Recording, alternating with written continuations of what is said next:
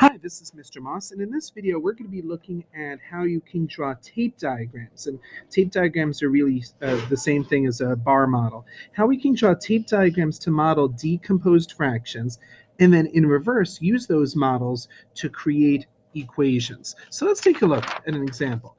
3/5. So the first part of drawing a tape diagram, any tape diagram, is that it goes across like this. So I'm going to take my rectangle, draw it for 3/5. So I'm going to divide it up into 1, 2, 3, 4, 5. That's not perfectly even, but it's enough to be nice and clear. The next step when you're drawing a tape diagram is to show the hole. We always represent the hole with a bracket on the top to show one hole. This would seem like an extra step that we needed, but you'll see later on there will be a point in why we always identify what the hole is with the bracket. And by the way, I totally forgot to actually shade in my 3/5. So let's just do a quick shade here. 1, 2, 3. So this part should be pretty simple, pretty clear. Where it sometimes gets a little creative for kids, a little unfamiliar to them, is how we can decompose 3/5. So right here, I'm going to show you that I can decompose this to be 1/5,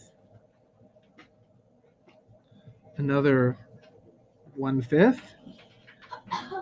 and a third 1/5.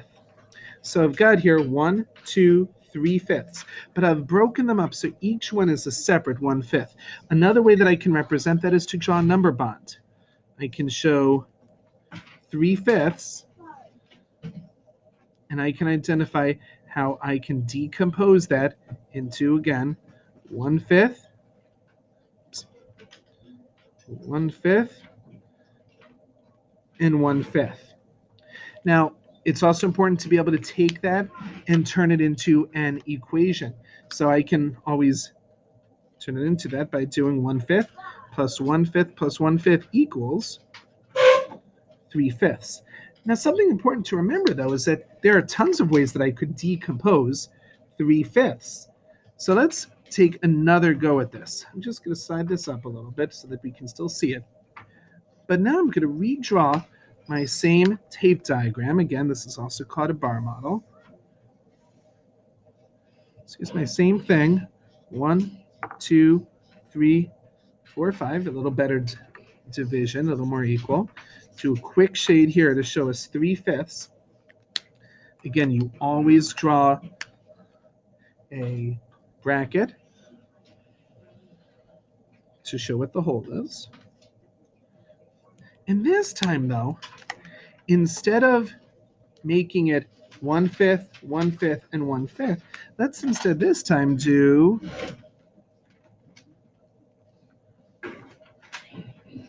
these two ways of dividing it up. So in this example right here, we've got, I can see 2 of these fifths. I know each one is a fifth, so I've got 2/5 right here. And now I've got here 1/5 right over here. And again, I can show this by writing 3/5. And I can decompose that using my number bond to show that 2/5 plus 1/5 equals 3/5. And again, I can also turn this into an equation. 2/5 plus 1/5 equals 3/5. So the interesting thing here, which is worth remembering, is that there's so many different ways we can decompose it, but we don't always need this part here. In fact, if I just saw this, I would still know that it's 2/5 because of how I've divided it up with this brace, and 1/5 here because of how I've decomposed it with this brace. So let's take a look at a few other examples here. If you were to see this bar model, this tape diagram, 2, 3, 4, 5, 6, not quite.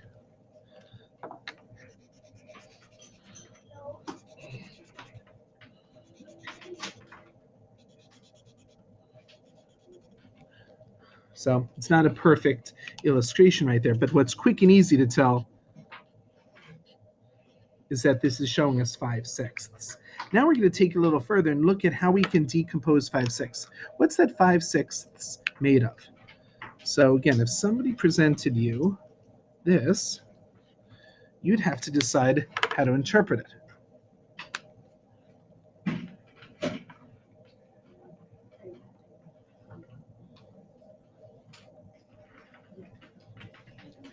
So you'd have to make a decision what this is showing you.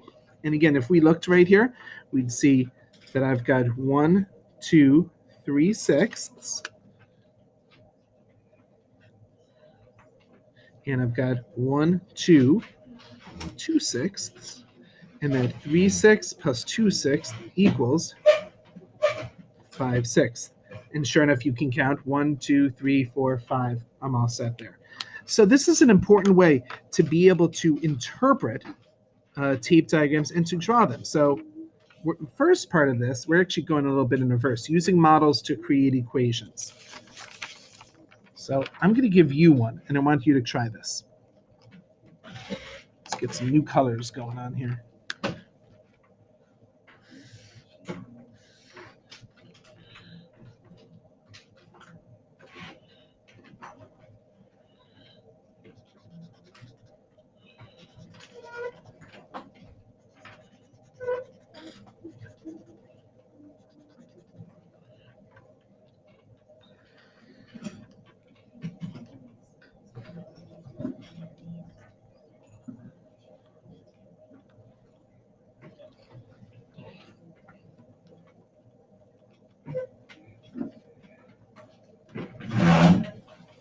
So suppose somebody showed you this one. It's not always going to be nicely color-coded. You'll often find a black and white worksheet.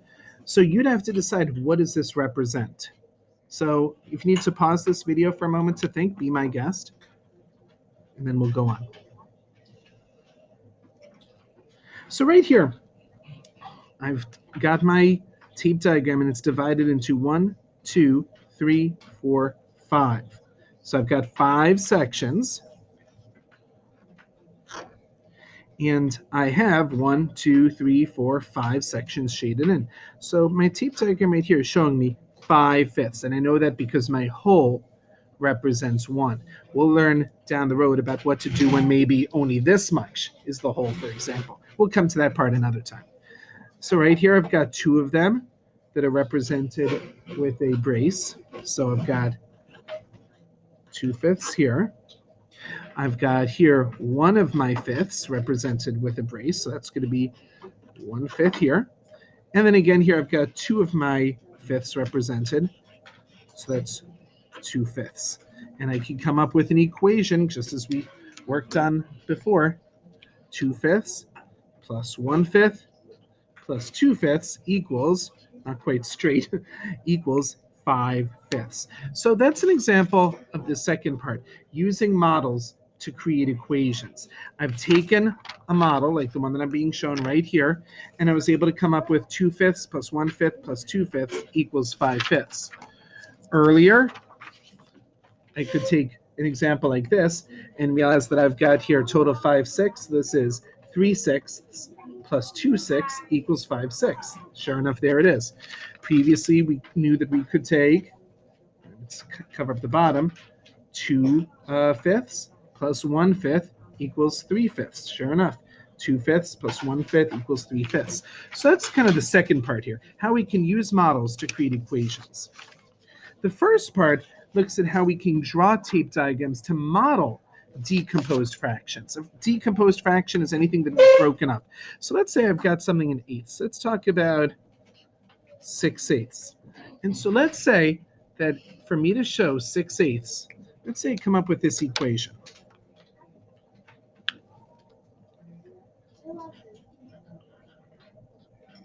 One eighth plus 3/8 plus 2/8 equals 6/8. As a friendly reminder, I could have started this off with 6/8 equals 1/8 plus 3/8 plus 2/8. It depends how you're going to do it. So now what I need to do is figure out how I can show this, how I can draw this. So I'm always going to start the same way. I'm going to draw my long rectangle, and now looking at my denominators here, I'm going to divide this up into eighths. Boy, to do eighths, I like to divide it in half to get halves, fourths, and eighths.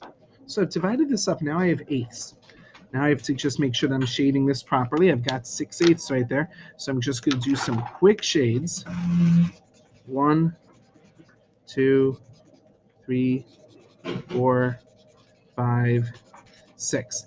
And what's really important to remember is our next step. We know that our next step is to put in the hole. Sometimes people forget that, but you really can't forget that part. I know right now it seems extra, but there will come a point where it's not. So I've got 1/8, or I'm sorry, I've got one hole, and that's divided into 8/8, but we're really focusing on these 6/8 right here.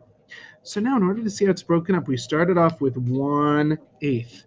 So what I'm going to do is show 1/8 right here with my bracket, my braces rather, and I'm going to show 3/8.